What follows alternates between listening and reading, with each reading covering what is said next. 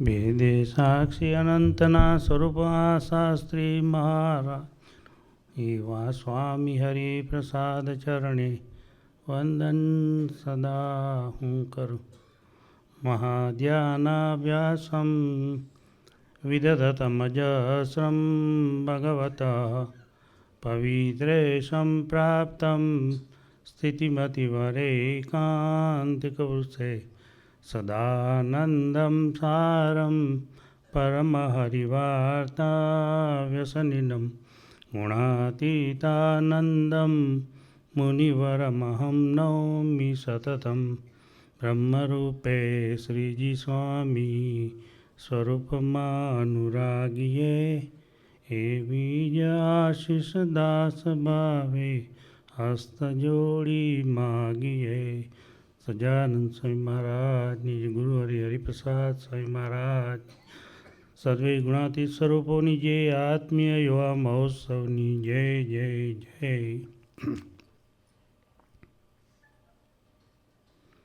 ખૂબ જ આનંદનો દિવસ.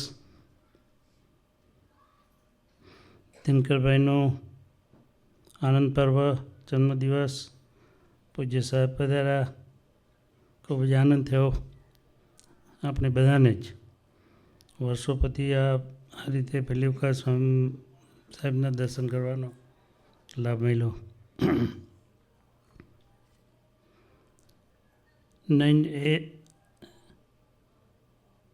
જ્યારે પહેલી વખત અમેરિકા આવવાનું થયું ત્યારે સ્વામીજીએ ખાસ ભલામણ કરેલી કે ત્યાં આપણે વોકેગનમાં દિનકરભાઈ છે, એમને તમે અચૂક મળજો. ભગવાનની કૃપા થાય ત્યારે આવા સાધુના જોગમાં આપને મૂકી દે. આ દેશ તો આપણે બધા જાણીએ છીએ. શરૂઆતમાં આવીએ એટલે આપણને ખ્યાલ આવે કે બધું આજુબાજુનું વાતાવરણ કેવું છે. એટલે પ્રભુ હંમેશા આપણી રક્ષામાં હોય જ. એટલે ત્યારે એ ક્યાં બીજી રીતે 79માં જ્યારે કાકાજી પધાર્યા ત્યારે દિનકરભાઈના પહેલી વખત દર્શન કર્યા. પછી ધીમે ધીમે ધીમે દિનકરભાઈ શિકાગો પધારે, અમે શિકાગોથી વોકેગન જઈએ. કાકાજીએ ત્યારે ખાસ સૂચન કરેલું કે તમે ત્યાં ડિસ્ટન્સ વાઇઝ કાકાજી વિચારે કે વોકેગનનું ઘણું દૂર પડે, પણ છતાં પણ તમે 1 મહિનામાં બંને મળવાનું ખાસ રાખજો. એટલે મોટા પુરુષની આવી પહેલેથી આપણા પર ખૂબ જ કૃપા કહેવાય. આ રીતે અમે દિનકરભાઈ વીકેન્ડમાં શિકાગો પધારે જ, સવારમાં પૂજામાં બેસે. એટલે મને ખાસ એક પ્રસંગ જે ખૂબ જ ગમે છે. આજે તો એમના આશીર્વાદ લેવાના છે, પણ આ પ્રસંગ એટલા માટે કહું છું કે એની જે પૂજ્ય સાહેબે જે પ્રસંગની વાત કરી, મહિમા એ કે, અને સ્વામીજી પણ ઘણી વખત કહે છે કે બોર્ન સેન્ટ છે, જન્મથી જે સાધુ જ છે. સ્વામીજી જ્યારે પહેલી વખત અમેરિકાની ધરતી ઉપર શિકાગો પધાર્યા ત્યારે ત્યાં વોકેગન મંદિરે પધારેલા અને કહેલું કે દિનકરભાઈ ઇઝ અ બોર્ન સેન્ટ. એટલે એ સાથે રહ્યા પણ ઓળખી ન શક્યા એવું આપણને ઘણી વખત અનુભૂતિ થાય. કેટલા વર્ષો સુધી દિનકરભાઈ સાથે રહ્યા, પણ જે રીતે પણ ગુણાતી પુરુષોની કૃપા કહેવાય કે આ બીજી રીતે આપણે મહિમા એમનો સંભાવે છે. પણ આજે એ પ્રસંગ યાદ આવી જાય છે કે અમે સવારે બધા પૂજા કરવા બેઠા. દિનકરભાઈનું તો પહેલેથી ભક્તિ પ્રધાન જીવન જ. એ પોતે સવારમાં પૂજા કરવા બેસે એટલે જે કંઈ મૂર્તિ હોય એ તે પોતે પૂજામાં ત્યાં આસન બનાવીને પધરાવે. આપણે સ્વામિનારાયણ, હું પણ એમ કે આપણે સ્વામિનારાયણ છીએ અને સંબંધમાં છીએ, કંઈ એટલું બધું જ્ઞાન નહીં ત્યારે એમ. અને પહેલી વખત જ્યારે સ્વામીજીના દર્શન કરેલા અને પછી સ્વામીજી આજ્ઞા કરી કે આપણે સાહેબની સભામાં અચૂક જવું. આ બધા દિવસો યાદ આવી જાય કે મોટા પુરુષો આપણી પર કેવી કૃપા કરતા હોય. એટલે સવારમાં મેં પ્રાર્થના સભા કરવા એટલે દિનકરભાઈ પૂજા કરવા બેઠા એટલે એમણે બધા ઠાકોરજીની જે મૂર્તિઓ હતી મૂકી. એમાં સ્વામીજીની પણ એક મૂર્તિ એમને મારી પાસે મગાવી અને મૂકી. ઘરમાં મૂર્તિ હતી પણ એક સમજણ નહોતી. આ દિનકરભાઈની પહેલીથી કેવી સાઉન્ડ સમજણ છે એની વાત કરું છું.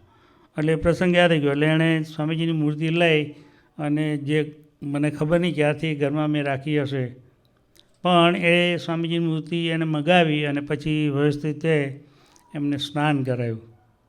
એટલે ત્યારે મને એમ થયું કે આપણે જે આખી પ્રગટની ઉપાસના છે, આપણે પ્રગટ માનીએ છીએ, મૂર્તિ છે, પણ દિનકરભાઈ અનુભૂતિ આપને અથવા તો એક સમજણ આપે છે કે આપણે મૂર્તિ રાખીએ, આપણા ઘરમાં મૂર્તિ છે, પણ આપણે એ જાણપણા સાથે જીવવાનું છે. ભગવાન અખંડ એમાં વાસ કરે છે.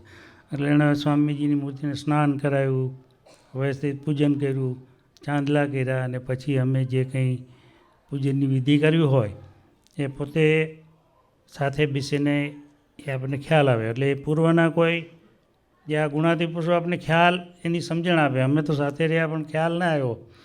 એટલે આજે ખાસ દિનકરભાઈના ચરણોમાં પ્રાર્થના કરીએ કે અમે સાથે રહ્યા પણ કોરા રહ્યા, પણ તમે સૌ ગુણાતીત પુરુષના અમારા પર દ્રષ્ટિ છે, તમે કૃપા કરીને અમને તો કંઈ ખ્યાલ જ નથી કે શું, પણ આજે સાહેબે જે વાત કરી અક્ષર પુરુષોત્તમની, અને જે શાસ્ત્રીજી મહારાજે જે ભીડો વેઠી અને અક્ષર, એટલે આપણે ઘણી વખત સ્વામીજીના પ્રવચનમાં અથવા સૌ ગુણાતીત પુરુષોમાં કે આપણે અનંત બ્રહ્માંડોમાં ભાગ્યશાળી આપણે છીએ. એટલે ખરેખર એ આપણને ખ્યાલ આવે.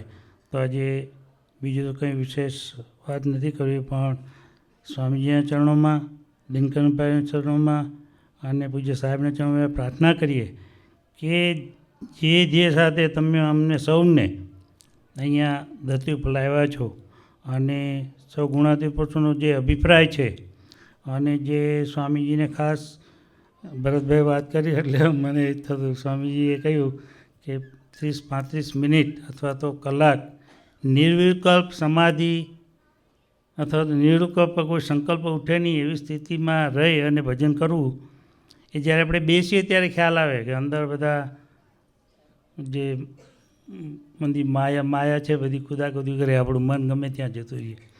એટલે એ પણ પ્રાર્થના કે એમાં અમે ખરેખર સ્વામીજીને રાજી કરી શકીએ અને આપણા સૌ ગુણાતીત પુરુષોમાં સ્થાન પ્રાપ્ત કરી શકીએ. આવા સરસ પવિત્ર છે. અમને આશીર્વાદો. બે ચારના પ્રાર્થના સહજાનંદ સ્વામી મહારાજની જય.